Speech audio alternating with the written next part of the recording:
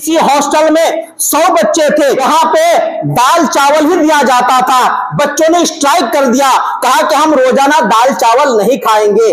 तो जो स्कूल के मैनेजमेंट थे, जिन लोगों ने कहा कि ठीक है, अच्छा ये बताओ कि दाल चावल कौन कौन नहीं खाएंगे, तो 80 बच्चों ने हाथ उठाया कि हम लोग दाल चावल नहीं खाएंगे, और 20 बच्चे सिर्फ थे जिन्होंने हाथ नहीं उठाया, यानी वो लोग दाल चावल खाने के लिए तैयार रहे। तो एक तरफ 20 बच्चे हैं, दूसरे तरफ कितने हैं? 80। अब 80 जो बच्चे हैं, मैनेजमेंट ने कहा कि ठीक है, जिनकी तादाद ज्यादा होगी उसी के मुताबिक हम तुम्हारा खाने का इंतजाम करेंगे। चुनांचे जो 80 बच्चे थे जो दाल चावल खाना नहीं चाहते थे, उन लोगों से कहा कि ठीक है, तुम्हें किस चीज की ख्वाहिश है बताओ।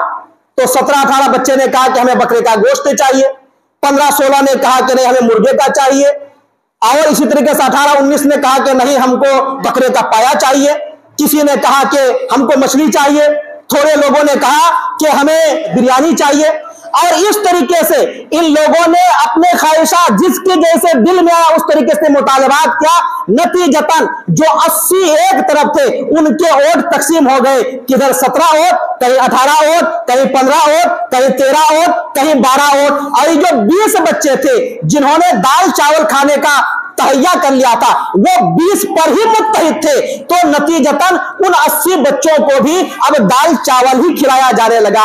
ये मिसाल इसलिए दी जा रही है, जो लोग मुल्क के अंदर फितना और फसाद बर्पा कर रहे हैं, जो मुल्क के अंदर खून खराबा कर रहे हैं, जो हिंदू और मुस्लिम के नाम पे लड़वा रहे हैं, जो हिंदुस्तान और पाकिस्तान की बात कर रहे हैं, जो इधर उधर की बातें कह करके और मुद्दों से भटकाने की कोशिश करते हैं, वो लोग थोड़े हैं, बस 20% की तरीके से हैं। और क्या जो है वो चाहते हैं कि इन लोग को हम उखाड़ के फेंक देंगे। लेकिन ये जो 80% जो उन 20% को उखाड़ के फेंकना चाहते हैं, इन लोगों के अंदर ही मतलब परस्ती आ गई है, दुनिया परस्ती आ गई है। वो सब अपने फायदा देखते हैं, कौम का फायदा कोई नहीं देख रहा है। आज कितने दल बदलू नेताओं को भी आप देख लीजिए, आज जब किसी पार्टी में है तो वहां पे अपने पार्टी की गुण और अपोजिशन पार्टी के खिलाफ में बात करते हैं, लेकिन जैसे ही वहां जाते हैं फौरन वहां की तारीफ करना शुरू करते हैं और यहां की खिलाफ वर्जी करना शुरू कर देते हैं।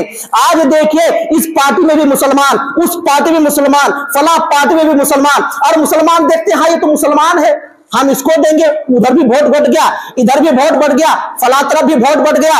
और इस तरीके से आज तक हम पीछे जा रहे हैं। इलेक्शन के टाइम लोगों को मुसलमान याद आता है, मुसलमान के अंदर ताकत है। मुसलमानों, तुम्हें इलेक्शन के टाइम पे भी अपनी ताकत बतलाना है और सिर्फ एक को ही चॉइस करने का है, 1000 को मत कीजिए। कुछ लोग ऐसे हैं जो कहते हैं फला मुसलमान है, वो आते हैं इलेक्शन के टाइम और कहते हैं कि हमें जिताओ। मेरे भाइयों, मुसलमान को जिताएंगे, बेशक हम मुसलमान को जिताएंगे, मुसलमान है, मुसलमान के साथ इत्तेहाद भी हो सकती है। लेकिन ये 5 साल तक आप क्या कर रहे थे? अगर आपको जिताने का है तो आपकी जिम्मेदारी है कि पहले आप जमीनी लेवल पे आप काम कीजिए। आइए, छोटे छोटे जितने भी इलेक्शन होते हैं, पंचायत का, इसका उसका, वहां पे अपना कैंडिडेट खड़ा कीजिए। जो दूसरे पार्टियों के अंदर जो केडर से हैं मुसलमान के, उन केडरों के पास जाइए और कहिए कि वहां का ऑफर हम तुमको देंगे। सारे केडर को बुलाइए, तभी जाकर के इत्तेहाद पैदा होगा।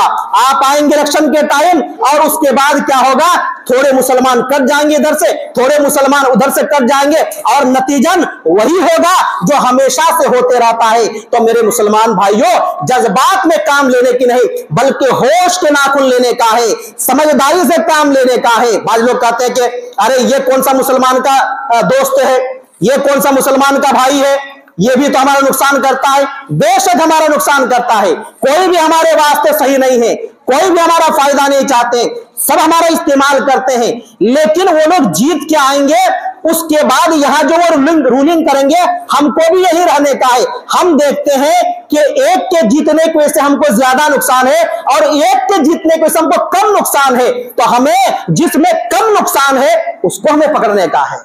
बड़े दुश्मन के बजाय छोटे दुश्मन को जिताइए, क्योंकि जीतना तो दोनों में से एक को ही है। अब बड़े को ही करेंगे तो हमको नुकसान ज्यादा होगा, आप कम नुकसान की फिक्र कीजिए। इसी तरीके से देखिए, अल्लाह सुब्हानहू व तआला ने इरशाद फरमाया सूरतुल अनफाल सूरह नंबर 8 के आयत नंबर 7 के अंदर, वअइद्दु लहुम मस्ततातुम मिन कुव्वा, कि तुम लोग अपनी ताकत भर तैयारी करो।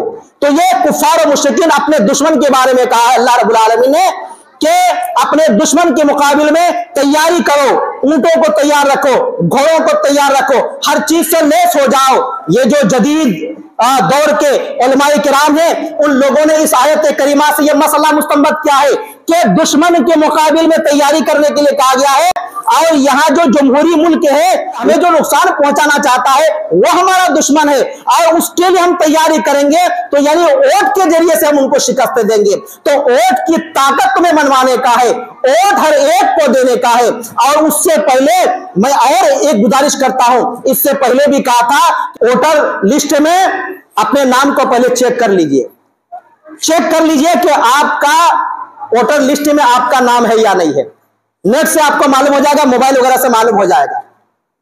हमारे जिम्मेदारों की जिम्मेदारी थी को कैंप वगैरह लगाएं और इस तरीके से लोगों को कराएं। और साथ ही साथ एक अहम बात यह कहना चाहता हूं कि आधार कार्ड में नाम सुधार लीजिए, वोटर कार्ड में नाम सुधार लीजिए, पैन कार्ड में, राशन कार्ड में, बैंक के खाते में, हर एक में जितने भी सरकारी डॉक्यूमेंट्स है, चाहे वो ड्राइविंग लाइसेंस वगैरह हो, हर एक में नाम सुधार कर लीजिए। सब में एक जैसी नाम आनी चाहिए आपकी, तब जाकर के इस दुनिया में आप सुकून के साथ रह सकते हैं।